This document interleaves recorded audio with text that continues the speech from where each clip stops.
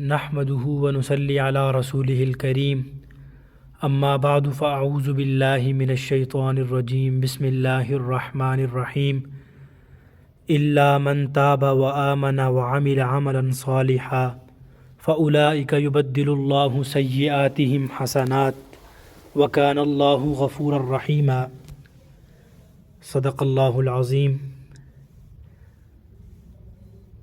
ایسے اعمال جن کی وجہ سے اللہ رب العزت انسان کے گناہوں کو مٹا دیتے ہیں۔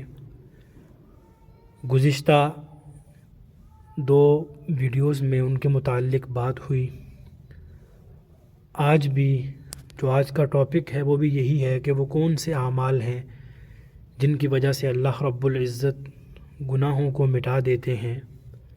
ان میں سے ایک ہے مجلس میں اگر انسان بیٹھا ہو، کسی محفل میں بیٹھا ہو، آپس میں گپ شپ ہو رہی ہو یا کوئی بھی مجلس لگی ہو، تو جب انسان مجلس سے اٹھے تو اسے چاہیے وہ یہ دعا پڑھے، سبحانک اللہم وبحمدک اشہد ان لا الہ الا انت استغفرک واتوب الیک۔ نبی صلی اللہ علیہ وآلہ وسلم نے فرمایا اس دعا کے متعلق کہ دوران مجلس جو بھی گناہ ہوئے ہیں اگر انسان یہ دعا پڑھ لے گا تو یہ گناہ جو بھی سرزد ہوئے ہوں گے اللہ رب العزت ان کو معاف فرما دیں گے۔ یہ دعا ان گناہوں کے لیے کفارہ بن جائے گی۔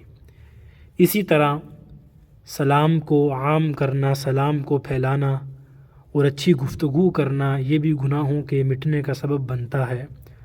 حضرت انس رضی اللہ تعالیٰ عنہ سے روایت ہے کہ آپ صلی اللہ علیہ وسلم نے فرمایا مغفرت کا موجب بننے والے امور میں سے سلام پھیلانا اور اچھی گفتگو کرنا بھی ہے کہ انسان سلام کو عام کرے، کوئی انجان ہو یا پہچاننے والا ہو اسے سلام کرے، سلام میں پہل کرے، اس لیے کہ سلام میں پہل کرنا انسان کو تکبر سے بری کرتا ہے۔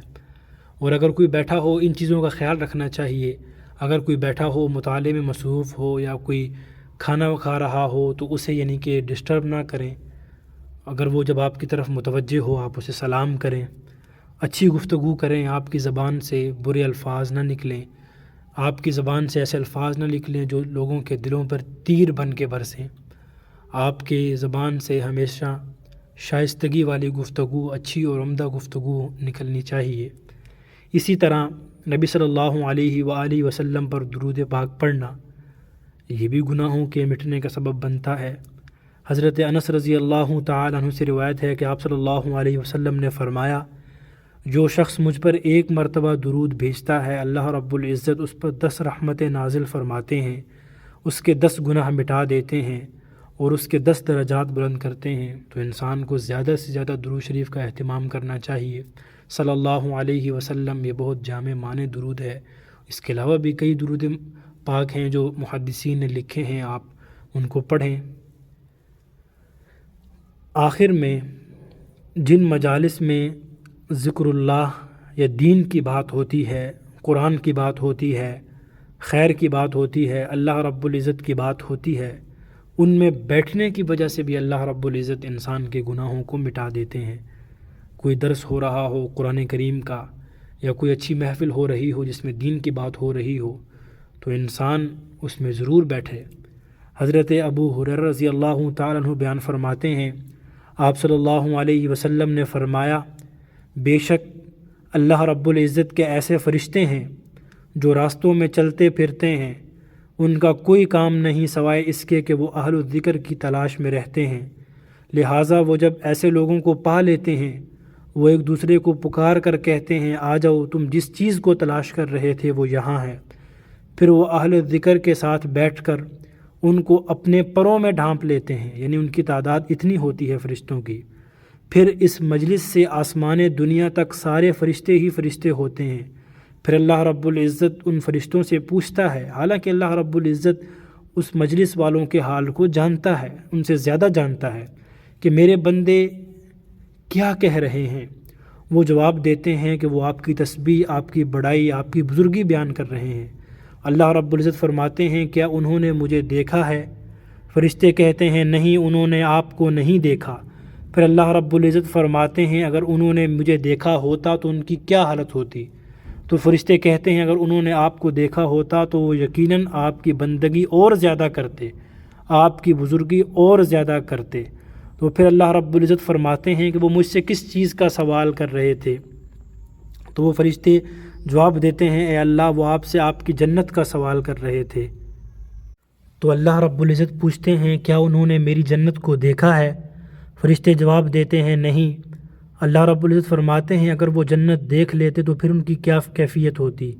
فرشتے کہیں گے وہ اور زیادہ شوقین ہوتے، مزید رغبت کرتے۔ پھر اللہ رب العزت پوچھتے ہیں کہ وہ کس چیز سے پناہ مانگتے ہیں؟ تو فرشتے جواب دیتے ہیں جہنم کی آگ سے۔ تو اللہ رب العزت فرماتے ہیں کیا انہوں نے جہنم کو دیکھا ہے؟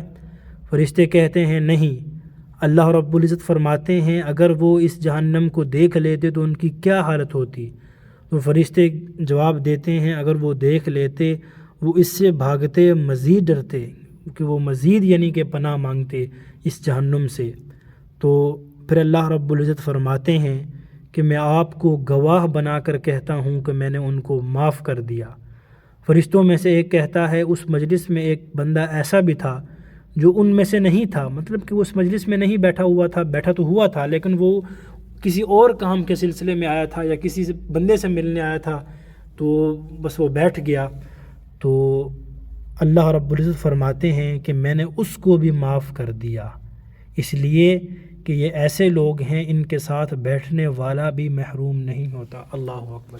دیکھیں کہ نیک جو مجلسیں ہیں، نیک محفلیں ہیں جہاں پر اللہ رب العزت کا ذکر ہوتا ہے، قرآن مجید بیان ہوتا ہے، دین کی بات ہوتی ہے، ان میں بیٹھنا یہ کتنی فضیلت والا ہے کہ اللہ رب العزت مجلس سے اٹھنے سے پہلے ہی ان کے گناہ معاف فرما دیتے ہیں۔ سامعین مکرم، یہ ان اعمال کی فہرست تھی جن کی وجہ سے اللہ رب العزت گناہوں کو مٹا دیتے ہیں، اور اگر انسان توبہ کرتا ہے تو اللہ رب العزت ان گناہوں کو نیکیوں میں بھی بدل دیتے ہیں۔ دعا ہے اللہ رب العزت سے وہ ہمیں نیک کام کرنے کی توفیق عطا فرمائے۔ وآخر دعوانا ان الحمد للہ رب العالمین۔